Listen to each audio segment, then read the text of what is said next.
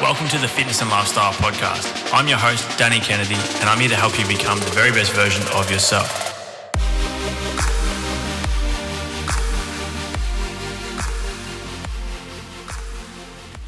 What's up, legends? Welcome back to another episode of the Fitness and Lifestyle Podcast. Today, I am joined by an incredibly special guest. I've been super excited for this conversation today. I'm joined by running physio, extremely well respected within the industry and works with some of the top athletes in the country and has a lot of experience himself. And I think I was reading at some point, he's done over 30,000 consults, which I'm sure is probably updated since the last time you updated that one. But guys, I'm joined today by Brad Beer. Brad, welcome to the show, man. Danny, thanks for the invitation. Excited to be here. Mate, it's an absolute pleasure to have you on. I was quickly just mentioning before we hit record that I think the audience will just take away so much value from our chat. And I often say a lot of the time the guests that I get on the show, it's almost for selfish reasons, to be honest. I pick people who I think I'd love to learn from. It's just a good excuse that I've got a podcast as well. So I'm looking forward to having a chat today, mate. So let's dive in. So been in the industry for a long time. I'm sure you've seen absolutely everything that you could see as a physio, and particularly working with athletes. And correct me if I'm wrong, but a lot of athletes that have either recurring injuries in the lower body or any form of injuries, but also particularly obviously with triathletes as well. I think running, everybody listening at some point in time has probably tried their hand at running, whether it's competitively or just to work on their health and fitness. Some probably love it a lot more than others, and some probably stay as far away from it as possible. But how did you kind of get started, not so much in the industry as a physio, but what really drew you to going so niche and specific with working with people that are runners or triathletes in the first place? Yeah, Danny, it's a good question. And a fairly obvious sort of, I guess, response. Like so many people, we, follow our interests. And my background has always been in triathlon since I was a kid. As a 10-year-old, fell in love with the sport of triathlon on TV. Had some degree of ability as a junior triathlete, and I only had two career pathways. One was physiotherapy, or the second was triathlon. And my triathlon life came to a crashing end as a 19-year-old with a fairly decent set of injuries from a bike crash, and picked up university at the end of school, and here I am. So it's funny though, when I started in the industry, I had a lot of back pain at uni, and I was adamant that the only thing I ever wanted to treat, Danny, was going to be back pain. But right, my love for running, I called the clinic that I sit in today, my back's physio, when I first started it in 2006. But knowing people from that triathlon endurance world, I'd end up seeing them anyway. And, over the years we've evolved to now be Pogo Physio, and have the pleasure of working with some associations, Triathlon Australia, Athletics New Zealand, and different organisations. So it's what I know and love. So it's probably the simple answer. Yeah, 100%. And I guess and just on that as well, Pogo is obviously going extremely well. How many years ago did you say that you kind of renamed it or started Pogo? Yeah, the clinic started, I was 5 months post-graduation from physio school, and I was working in what I thought was my dream job, but it wasn't very dreamish, and I didn't know what else to do with myself on realising that it sort of worked for a double degree, 6 years, to end up in a job that really didn't have a lot of what I was looking for in terms of vision for the future and career progression. So I started my own clinic, and it's been since 2006. We've had a few names over the time. We had My Back's Physio for the first 3 years, had 4 years, had a 5-year journey in the middle in a national group, which I didn't particularly enjoy for a variety of reasons. And then we rebirthed the clinic as Pogo Physio. It'd be probably 7-8 years now. Unreal. And I mean, obviously a published author, You Can Run Pain-Free, the book that you've written. What the inspiration behind that, I'm assuming, is just the countless, countless injuries and stuff that you would continually see through clients and whatnot, and then maybe just issues that people brought up. Was that the case? And I guess how How's the response been since you've released that? Obviously, an extremely powerful book, and something that I think so many people that enjoy running would gravitate to instantly, especially when so many people probably run with pain. So how has the response been since you've released that? And I guess, has it had the effect that you had hoped it would when putting it together? Yeah, Danny, it was released 2015, I'm going to say. The years tick by, and then re-released with an expanded edition in 2018.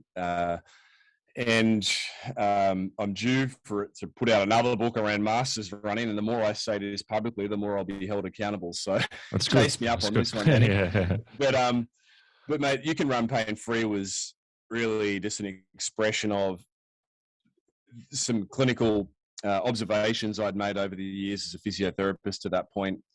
And that is, there seems to be an inevitability in belief amongst runners that they'll get injured at some point. And statistics certainly do show us that that is the case, with really 75% of runners of any level incurring one injury in a 12-month period. But the book, I guess, is a catchy title, but it really just works through and outlines sort of, we could call it 5 sort of steps or 5 keys for people to think about. You can't stop injuries, but hopefully create an environment where injury risk is minimized or reduced. But yeah, it's been well received. It's, around the world, it's a bestseller, which you never ever dream of when you write a book. You just put it out there, hoping that 2 people get something out of it. So it's been a bit of a journey. On that topic, what are some of the most common injuries that you have people coming to see you about from running?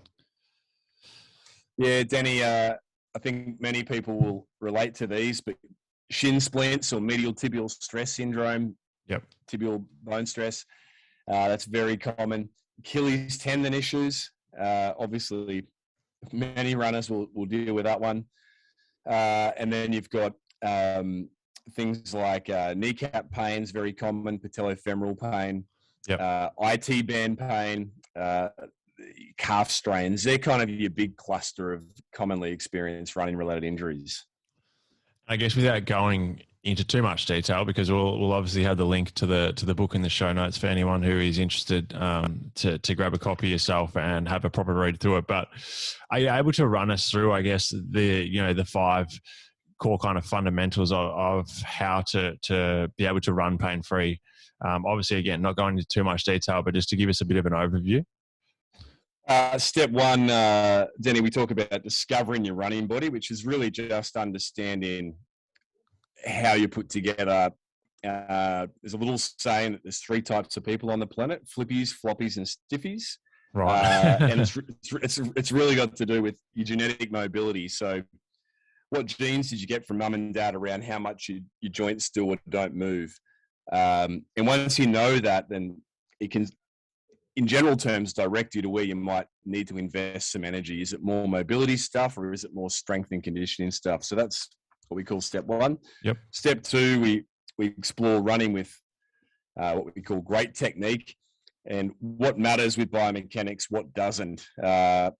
Seems to be like many people have an opinion about how people should run, but if we look at the science, there's really only 2 things that matter: overstriding and hip dip, which happy to explore more if you need to.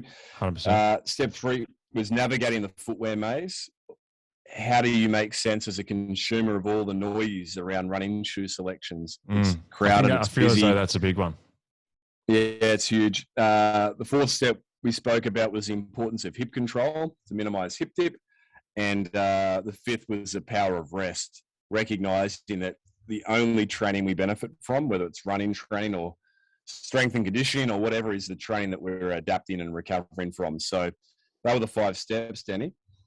On the step number 2 there, I know we said we won't go into too much detail about it. I don't want to give away all your secrets, but when you touch on, was it the stride length? Was it overstriding and then the hip dip? Are you able to go into just a little bit of detail around exactly what that means, I guess, for the average listener at the moment that may be just going for a run here and there and enjoys their running, that may not actually understand biomechanically what you mean there? Are you able to kind of dive into that a little bit?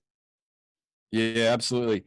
Danny, it's this came from a meta-analysis in the science that a physio colleague of mine in the UK, Chris Bremer, did for his PhD. And it was looking at beginner and elite runners and trying to identify if there's any movement patterns that are correlated with injuries. Yep.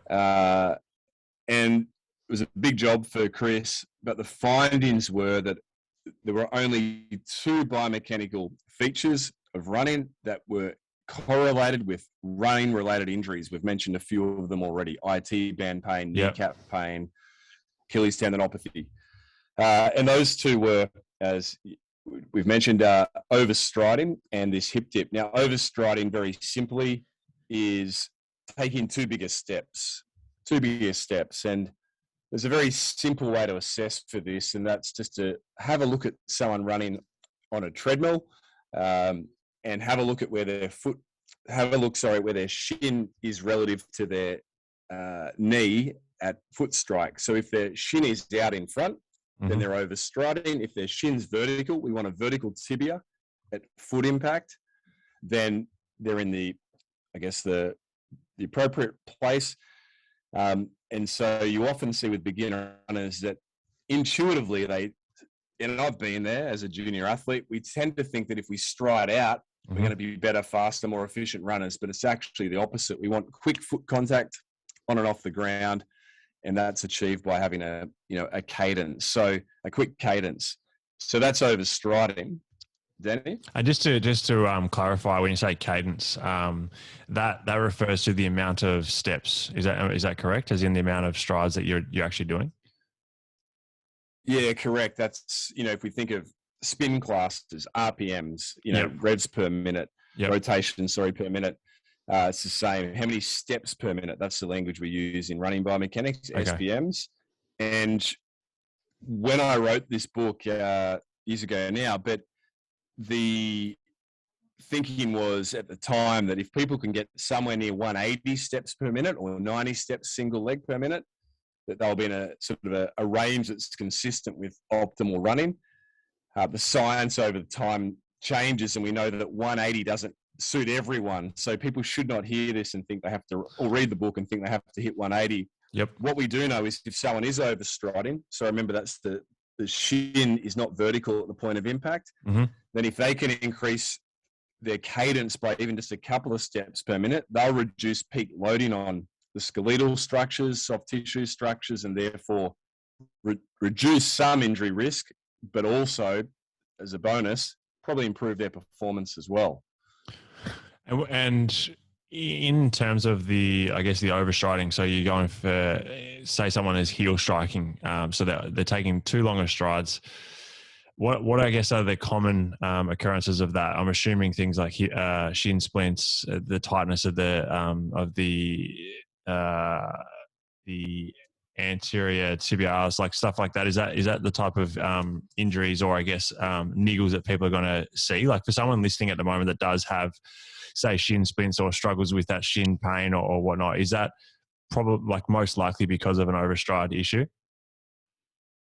It's a brilliant question. The answer is surprisingly perhaps no. It's not. Like biomechanics, right. How people run is something that if someone's injured should always be assessed for in a good, thorough rehabilitation process. Yep. But it's in and of itself, it's never the key driver of any running-related injury, whether that's soft tissues like Achilles tendon issues or calf strains, or whether that's bony issues like shin pain, like we've mentioned. Yep. But it is a feature of some of these injuries, not in everyone, but in many people. So the key cause for running-related injuries is typically when training workloads exceed tissue capacities, whether that's the bone capacity or the tendon capacity or the muscle capacity. Right. So running biomechanics can be one of these factors that influences the workload and also in some ways influences the tissue characteristics. So I hope that kind of makes sense. Yeah, 100%. And then in terms of the hip dip, are you able to go into deep? Because I'm unaware of kind of what that means as well. Yeah. Yeah, and absolutely. Just think of it simply, Danny. as you'll know it when I explain it. If you look at someone from behind when they're running on a treadmill or at the end of a race, we typically assess this with people's shirts off. So women in crop tops, blokes with their shirts off and shorts. And you'll often see when they land on one leg, the hip dip off to the side. So you land on your left and your right hip collapses. Right. Okay. You land on your right and the left hip. So you see this almost like a model walking on a catwalk. Yep. And this is what we refer to quite simply as hip dip or Trendelenburg sign. As people get fatigued, the hips often start to drop more. And that can set us up for a bunch of running-related injuries, particularly running and IT band pain or ITB syndrome, as it's in the old days referred to. That's that sharp stabbing pain on the outside of the knee. Outside of the knee and the quad, yeah. Is that typically from, or is there something that people could think about? And I'm sure there's many pieces to the puzzle here, but that hip dip, is that something that people are maybe just subconsciously unaware of, like something that they are or aren't doing while they're running that could prevent that? Do you mean if as they're running, can they think about something and it changes it? Yeah, that can avoid that over hip dip. It's a brilliant question. Now, we do know that we often see this hip dip in the overstriding runners. So it comes back to cadence once again. Yep. Keeping that shin vertical. But there's not really a cue that we can tell ourselves. So don't hip dip, Danny. If we tell ourselves that, it doesn't tend to cut through. What we need to remedy the hip dip or the pelvic collapse or that exaggerated, catwalk, model catwalk type movement is really good strength in the hip abductors. So they're the muscles on the side of the hips, which of course you're familiar with, your glute medius, your glute minimus. So for example, if someone's in a strength and conditioning setting, and most runners ideally would have access to stuff, they're doing cable abductions for their hips with a cable around their ankle and working as hard as they can to hit those hip abductors. So it's strength and conditioning, and that's the solution for that typically. Great news for my potential clientele. I think a question I was going to ask you, this is what I've been curious about. I feel like I do know the answer, but I'd love to hear your take on it. So when we talk about, say, strength and conditioning, staying on that topic and being in the gym, a lot of the foundation or a lot of the first step starts from the ground up, right? So it's like laying the foundation from the ground up. We think about setting up for a squat or a deadlift, and we start off with the foot position or how we're set up from the ground up. When it comes to running, where does I guess someone's running technique start from? Is it from the ground up? Is it from the top down? Like, where do you usually see the issues in that regard? Yeah, it's a great question. Our running biomechanics are central nervous system derived, so it's a neural output, and so there's this concept of almost like the path of least resistance. Our bodies will traditionally and typically move however it's most efficiently going to get down the road. So cueing a runner to think about how they run with overstriding corrections, trying to increase their steps per minute or anything else. Sometimes people cross over the midline and we see that happening. So it's like they're running on a tightrope. We call this gait retraining, and we know clinically and scientifically that this doesn't stick forever. So if you retrain someone's gait, integrating that into a neural response from the central nervous system, it doesn't always stick for people. So they may need to stay at it whilst ever they're recovering from injury. And we do know that many people revert to their CNS-derived modus operandi of running. So if someone's injured, we might be talking about, right, Danny, make sure your step counts up. But if you follow you for 3 years later and you're not injured anymore, you often find people revert to how they're just naturally finding they want to move. So I don't know if that helps or not. Yeah, no, it does 100%. And I mean, obviously you deal with a lot of clientele who are probably coming to you with some form of injury or niggle or some issue that they're trying to address. But for someone that's listening at the moment that doesn't have an injury or any niggle at the moment, but maybe consciously aware of the fact that their running is quite inefficient, or maybe they're hearing some of these things and it doesn't resonate with how they run. How would you suggest they approach that? Like, I know for a lot of people, it's probably more so an ego thing where it's pretty difficult to go from maybe doing your hard 10K runs or 5K sessions each week where you try and push yourself and you've been doing it for, as long as you can remember, to then strip it all the way back to really start to work on these fundamentals to retrain yourself. Like you said, central nervous system is something that's quite difficult to change once you've been doing some motor pattern for so long. So, is there an approach or a step-by-step process that you like to give your clients to start to retrain that and start to work on these cadences and the things like the overstriding and stuff like that? Yeah, it's often it has to be practical. It has to be something that doesn't require too much time or extra effort from people. So to work on overstriding, Danny, people can use metronomes on their on their phones if they're running or whatever they might be listening to. It's obviously a metronome, a metronomic beep beep beep beep. Yep. You can listen. There's cadence music, so up to X amount of beats per minute, 180 beats per minute music people can listen to. And the science always uses metronomes. So if you look at the scientific studies with this, they use metronomes for runners. Clinically, so in the clinic setting, in the real world setting, I've ever since this has been a thing in clinical practice, I've always informed runners or asked runners to count their steps manually. So to go for a run, look at your watch, look at a minute coming around, and on one leg, so say your right leg, count 1, 2, 3, 4, and see how many steps you get. And somewhere towards 90 is great. So if you're in the 80s, probably doing okay. If you're in the 70s, almost without doubt, you're going to have your shin not vertical at the point of impact. So that's a simple correction technique for correcting that. And we can count 1 minute, so every 5 minutes to running. You can't count every minute, nor do you need to count every minute. And do that for a period of weeks. And if you have your data on your Garmin, like your cadence, you probably see that naturally that starts to increase a little. I guess second to that, would you recommend people like genuinely stripping things right back? To say you do have someone that's doing multiple runs per week, and I don't know, just for an example, say someone's doing a 10K session, they're doing say whatever 4 minute 30Ks, they're having a crack or whatever, they're doing 4 minute 30Ks, but they are consciously aware of the fact that something does need to change to increase their efficiency.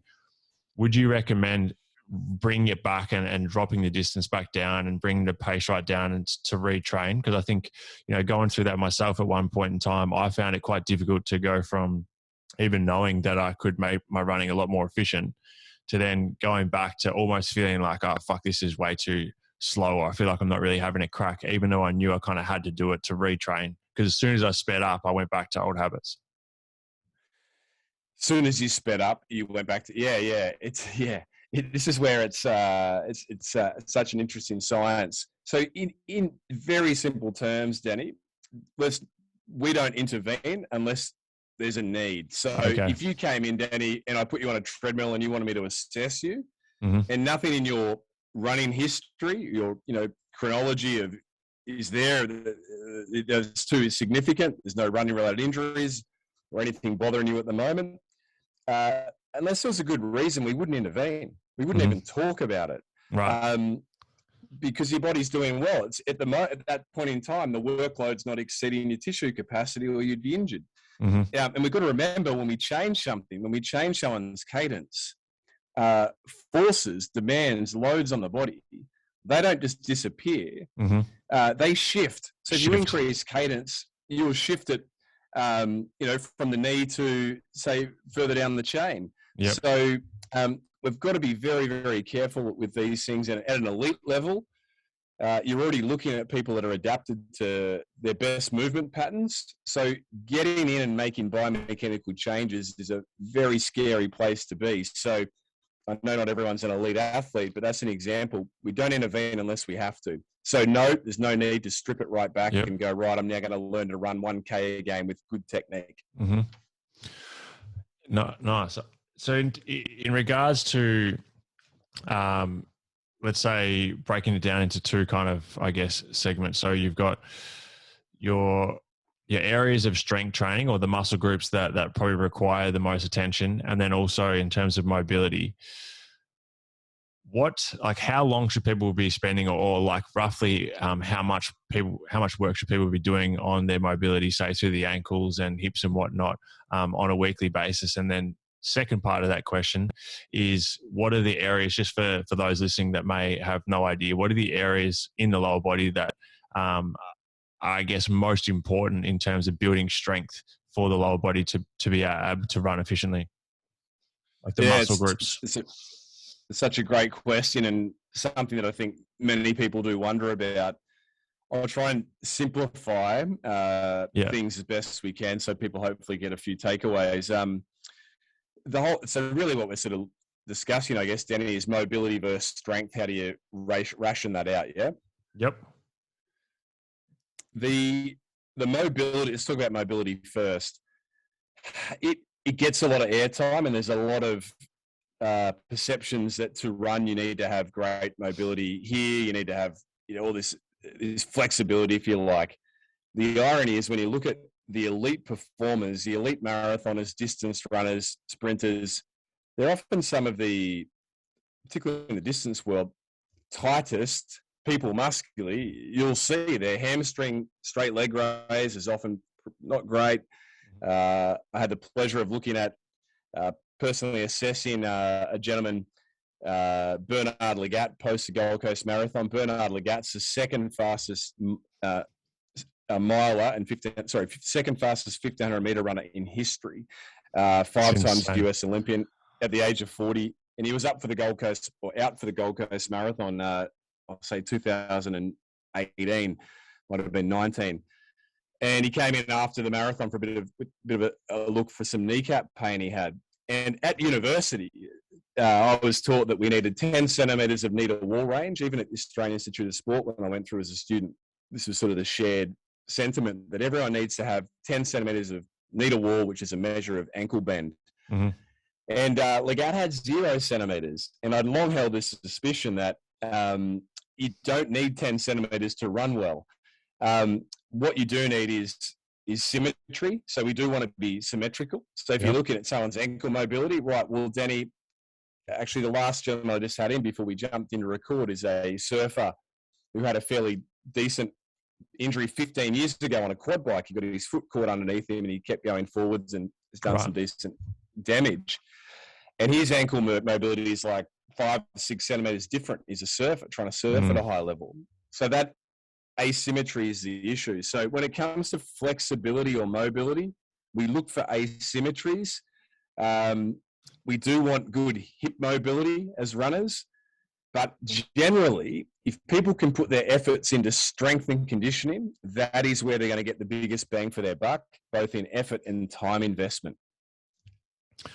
Interesting. And when you say put the effort into strength and conditioning, are you putting a big emphasis on calf work, hamstring work, glute, or is it just pretty well balanced across the board? Oh, such brilliant, Danny. You said it. The emphasis has to be on every muscle in the running kinetic chain, and let's not overcomplicate it. What do we need? We need hips, glutes, we need hamstrings, we need quads, and we need the calf musculature. Not forgetting that the calf's made up of, as you know, Danny, the gastroc, or the almonds, the sexy almonds on top, and then the deep soleus. But what's interesting, if we look at the percentage of propulsion per muscle group for the running mechanics, 50%, half of our running propulsion actually comes from below the knee. So our plantar flexors, our calf muscles.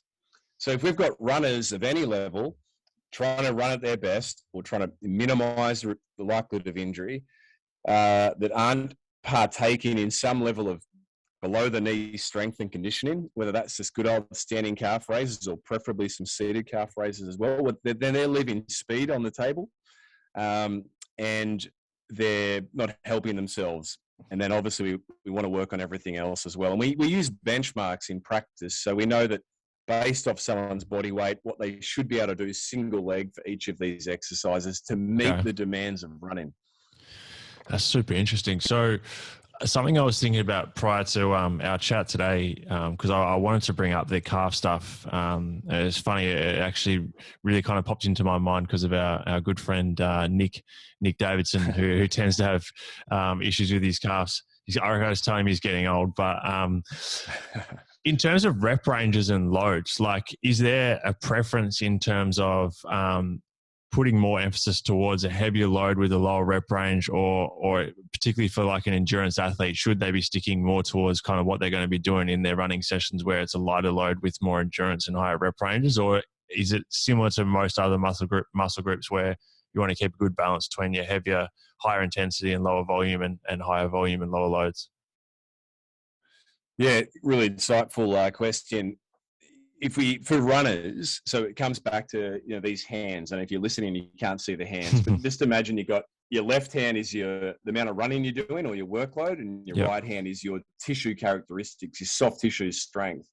The workload's going to typically go up over time. People want to go further, faster, longer, and if that workload exceeds the ability of the muscles, that's when things can start to get flared up and sore.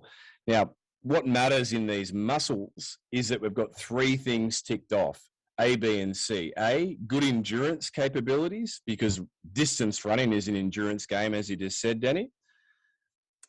So runners need to be able to, do X amount, of reps with the heaviest weight they can to build that endurance. B is we need good peak force production from each of these muscle groups. So as an example, from the soleus, which really is the powerhouse of our running body, that deep part of the calf, I like to see runners of any level be able to do between 1 and 1.5 times their body weight, as 4 by 8 reps as a guideline. So that's at lower rep, higher weight type of work.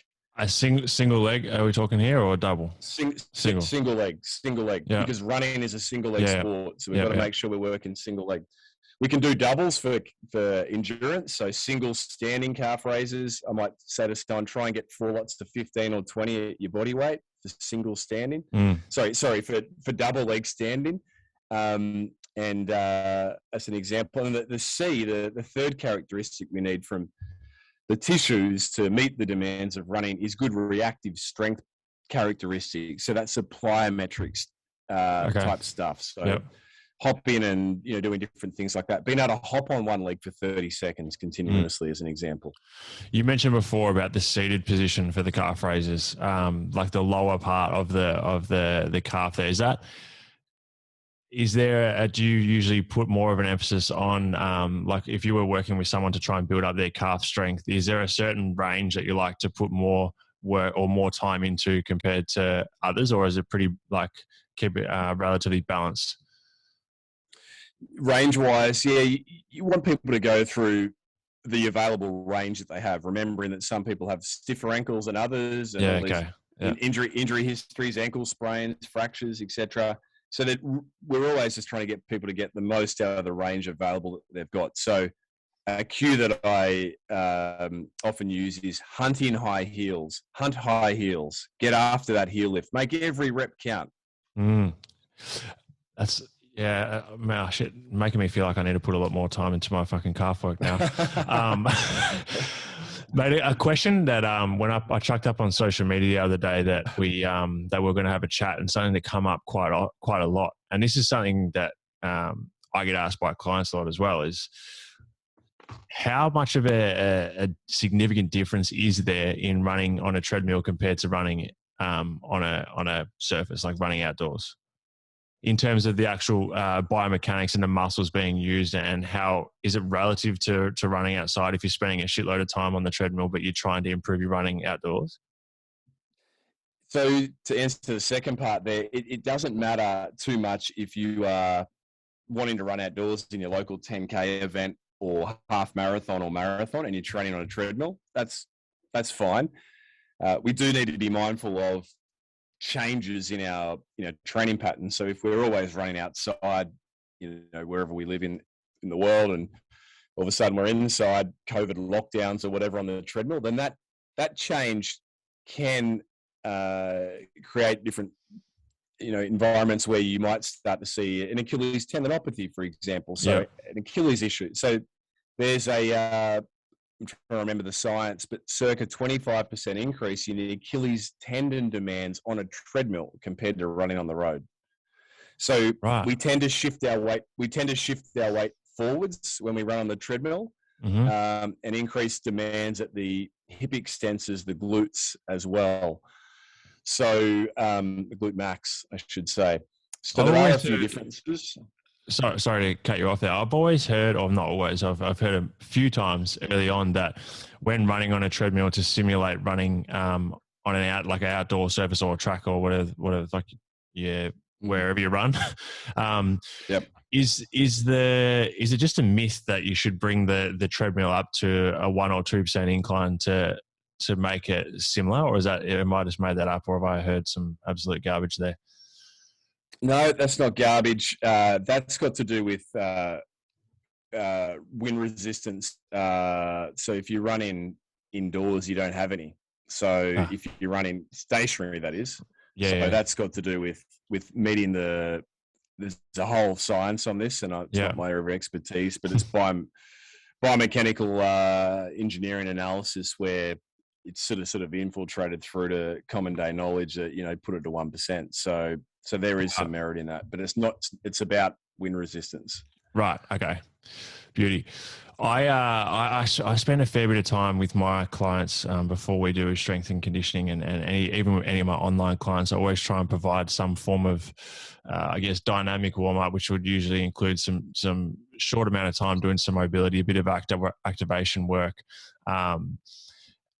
Before they do their session. So by the time they get to their first lift, their muscles are primed and central nervous system's primed and ready to go. Is there an optimal warm up before you go for a run? Someone that's just been sitting on a couch and gets up and decides to go for a run. Is there any key things that people should be doing before they set off on their run? Yes and no. It's always, there's an individual preference. Some people like to do some routine. The longer I've been doing this profession, Danny, the more you realize things are more grey than black and white. And a motto I like to operate by is, if it's not doing anyone any harm and they like doing something, then who are we to stop them, right? So where does that fit in terms of answering this question? We know in common knowledge that stretching doesn't reduce injury risk. Strength and conditioning sure has some good evidence base behind it. So, for example, I was in Ethiopia just before COVID hit with a New Zealand marathon. I was getting ready for what should have been the 2020 Olympics at that point. And I watched firsthand the most intricate preparation to go and do a running session you've ever seen. It was long, it was fancy, it was cool. Got some video documentation, which was a bit of fun. And that's what works if you're a professional runner. You need that. You need your brain ready to go and everything else. Recreational runners often say, don't worry if all your warm-up consists of is putting your shoes on, walking out the door and getting halfway up the street before you fall into a light jog. That's okay as well. Yep. So the long answer is, whatever tickles people's fancy. We all feel better, though, when we're primed up, don't we? If we do a few priming type moves, whether they're little jumps or whatever routine, for example, you might prescribe, Denny, for your crew, wall push, calf raises, whatever. Something, I think, to condition the brain that you're about to undergo the demands of running, I think is nice, but it's not an absolute necessity if people are time poor. On that, I guess on that kind of same topic there, in terms of, say, myofascial release or something like just as basic as like some foam rolling, or, massage guns are quite popular at the moment and things like that, some form of SMR, like, how often should people be doing it? Like you touched on earlier, obviously the IT band is something that typically gets quite tight in runners and things like that. And obviously the calves and whatnot, if they're doing a fair bit of volume, like, is that something that you prescribe your clientele or anyone that kind of follows your stuff to be spending a decent amount of time on a foam roller post-session, pre-session? If so, like, kind of how much should people be doing to try and at least maintain that muscle tissue and, I guess, not let the fascia get too tight so that they're hopefully going to avoid that overuse or the tightness? It's something in clinical practice. I mean, remembering that typically you're working with people recovering from an injury. I personally don't prescribe really at all these days. It certainly has been well used over the years. And there was a time when any physiotherapist or therapist on the planet would have prescribed foam rolling for IT band syndrome. We now know that actually makes it worse, because if you're symptomatic with IT band syndrome, because it can compress the fat pad structure that's causing the pain. But what I tend to see is people don't have a lot of time typically available, so they want to try and get the best out of the time they've got available. So I'll often try and reassure people that if they're just spending their time strength and conditioning, home, gym, whichever, hopefully both, if they have the opportunity and the access to a gym environment, then they're going to get the best return for their time and investment. So if people strengthen things and didn't get to any foam rolling, I'm not concerned. But if they like to foam roll and it makes them feel good, then they can absolutely go to town, as long as it's not jeopardizing the time they have available for the absolute requirements of strength and conditioning. Right. Okay. No, it's fair. It seems like, the more we keep chatting, and you've already kind of said this already, but it's the same with strength training as well, and warming up and cooling down and rep range and all that type of shit as well. It's like, it is very case by case, and particularly for your kind of average trainer, someone that's not, their profession is not an athlete. Like it, as you said, time is often the biggest case for people to even get to the gym or go for a run, let alone throwing in kind of big warm-up routines and fucking foam rolling for 30 minutes afterwards and all that type of shit. So it's super interesting. What, when it comes to, say, like body composition, this is something that I would tell any of my clients, that if someone's just trying to look good, and their main priority is to build or retain lean muscle tissue, and they're trying to lose a bit of body fat, I would always prescribe strength training first, and then the cardio, whether it's running or whatever they want to do for their conditioning, would come second, whether it's directly after or completely separate. In your experience in the industry, when it comes to the strength and running, when they're both combined, which comes first for you, if they're both being done in the same day? And this is something I got asked, is just how people can kind of migrate the two together if they're doing both. Yeah, it's a great consideration. Keeping it simple, if people are training for a running event, running should take priority. But I like to think of strength and conditioning as the tax that we all have to pay. Yep. And particularly post 30 years of age, the world doesn't stop at 30. Gosh, we both just saw Kelly Slater win Pipe Masters just before 50 years of age yesterday. We know Tom Brady just retired, and on it goes. Bernard Lagat, the runner I mentioned earlier, 5 times US Olympian, qualified for that team at 40 years of age. LeBron probably got some of the best stats he's had in his career. So yeah, absolutely. So, but post 30, we do see some down regulation of tissue characteristics in terms of strength. So people really absolutely need to keep going with their strength and conditioning. But if on a given day you had to have the choice of doing gym-based conditioning work before running, or the other way around, I'd say go for your run first and then get in the gym. But it's not always that neat and clean, but there's science to support that as well. But one thing that we need to keep in mind for body composition, Danny, in people that are doing some running for distance running for fitness, is people often worry about bulking up if they've got serious running goals. You hear it as a pushback to the strength and conditioning all the time, but I'll bulk up. And it's a generalization, but often it's a female athlete that's worried about bulking up with their running. But there's a thing called scientific effect, the interference effect, which basically means at a cellular level, there's a cancelling out of any signals for real hypertrophy when you're doing endurance training and S&C that's low reps, heavy weight. So you don't see runners typically bulking up if they're doing a lot of distance running. I always say if it was that easy, I'd be fucking huge. Exactly. I wish it was that easy. So it's often a bit of a pushback to someone that's like, I don't want to be in the gym, I don't want to get big, if they're focused on their running. Yeah. Mate, they're obviously very appreciative that you jumped on here with me today. You've obviously got your own show as well, physical performance show. Is that something that you're enjoying doing? Obviously, you have some incredible content on there and great conversations. What are, I guess, some of the key takeaways you've been able to take from running the show and some of the people you've been able to meet through there? Yeah, thanks, Danny. Like you said at the top of this episode or recording, you learn when you conduct an interview. I'm the same. I recognize that I love learning, and if there was nothing else that came from putting these together, then you learn something that you can then help others with. It's such a rewarding experience. So we have episode types called expert editions, and I love doing all the recordings, but I really love the expert editions where I've got to prep up and get ready to ask someone certain questions about certain area of sports medicine and endurance, and learn from them. So there's many themes that sort of often recur over what's now been 6 years of recording, and that's consistency in workload. Is great for obviously performance, reducing injury risk.